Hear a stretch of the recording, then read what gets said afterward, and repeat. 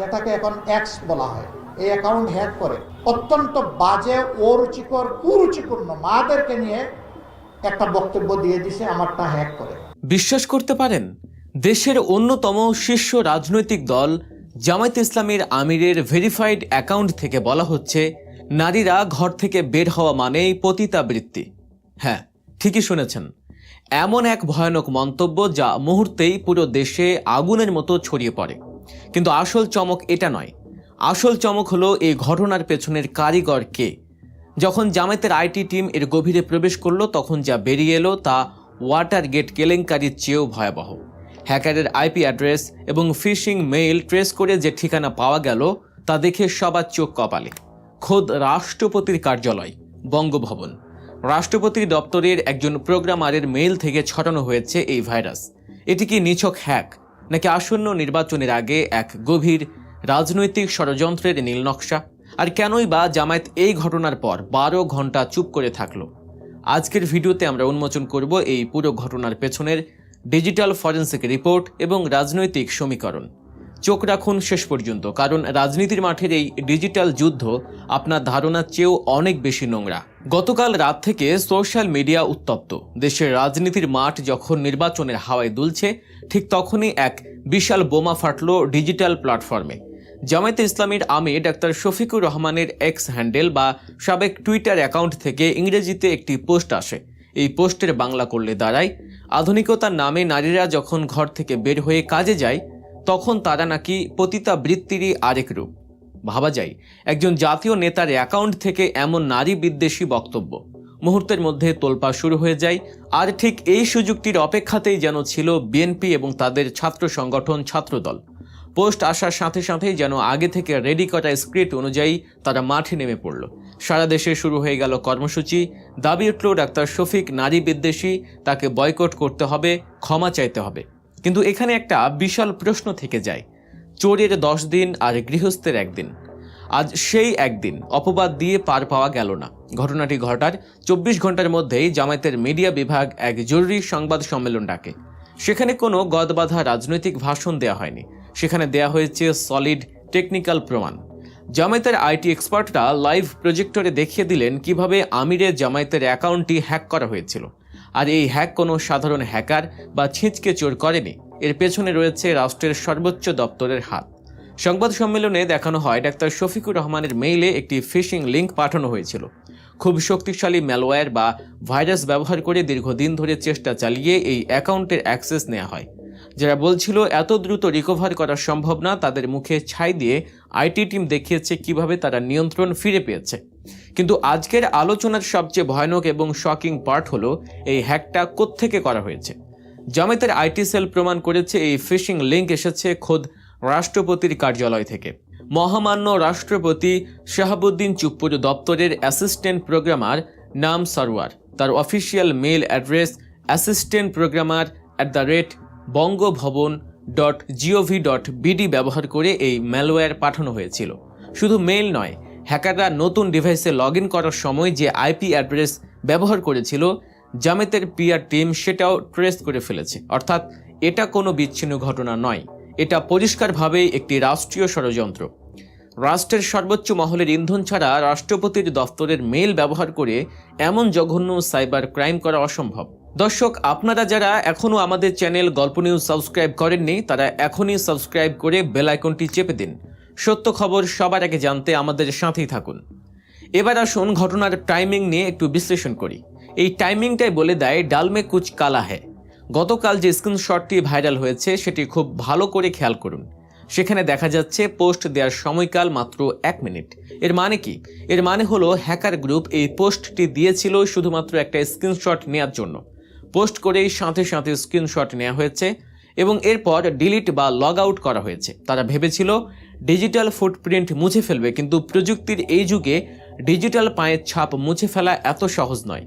1 মিনিটের মধ্যে পোস্ট দেয়া, স্ক্রিনশট তোলা, সেটি ভাইরাল করা এবং সাথে সাথে ছাত্র দলের প্রতিবাদ কর্মসূচি, সবকিছুই যেন একই সুতোয় গাঁথা।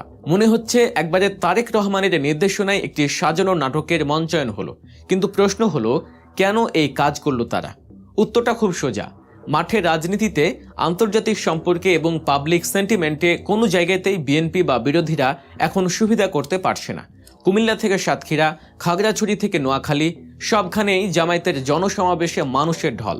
এই জোয়ার দেখে ভীত হয়েই তারা বেছে নিয়েছে অনলাইন স্যাবোটাজের পথ। তারা ডাক্তার শফিককে নারী বিদ্বেষী সাজাতে চাইল, অথচ ইতিহাস কি বলে? এই তো সেই অমানুষরা যারা অতীতে আমাদের মায়েদের হিজাব টেনে খুলেছে, যারা পেটে লাথি মেরেছে, যারা লগি বৈঠা দিয়ে মানুষকে পিটিয়ে মেরেছে, তারাই এখন সাধু সাজার চেষ্টা করছে। কিন্তু প্রযুক্তির কাছে তাদের মিথ্যাচার আজ উলঙ্গ হয়ে পড়েছে। তবে এখানে জামায়াতের জন্যও অনেক বড় শিক্ষার বিষয় আছে। যুদ্ধক্ষেত্রে শত্রু তলোয়ারের চেয়ে কলম বা কিবোর্ড অনেক বেশি ধারালো। গতকাল রাতে যা ঘটল তাতে জামায়াতের দুটি জিনিস প্রকাশ পেয়েছে। এক, তাদের আইটি টিমের দক্ষতা, যা প্রশংসার দাবি রাখে, কিন্তু অন্যটি তাদের পলিটিক্যাল উইংয়ের চরম অদূরদর্শিতা বা মিডিয়া সেন্সের অভাব। হ্যাকিং হওয়ার পরপরই জামায়াতের উচিত ছিল এটাকে জাতীয় রাজনীতিতে মেজর ইস্যু করা, কিন্তু তারা কি করলো? টুইটারে একটি দায়সারা পোস্ট দিয়ে বলল হ্যাক হয়েছে, ব্যাস দায়িত্ব শেষ। সারা রাত তাদের টিম ঘুমালো। তারা বুঝতেই পারেনি ততক্ষণে প্রতিপক্ষ তাদের নেতার চরিত্র হরণ করে ফেলেছে। ফেসবুকে জনমত ততক্ষণে বহুলাংশে বিপক্ষে চলে গেছে।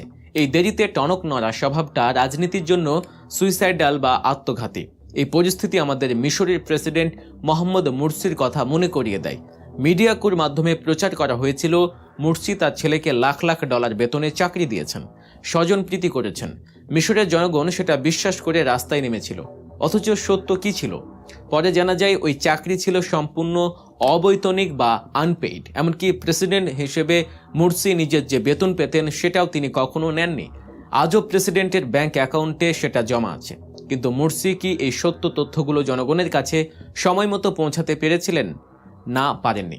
মুরসি এবং তার আশেপাশের লোকদের রাজনৈতিক বুদ্ধি বা মিডিয়া সেন্স ছিল না। তারা ভাবতেন আমরা তো সৎ, আল্লাহ দেখছেন। কিন্তু রাজনীতিতে আল্লাহ দেখার পাশাপাশি জনগণকেও কিছু দেখাতে হয়।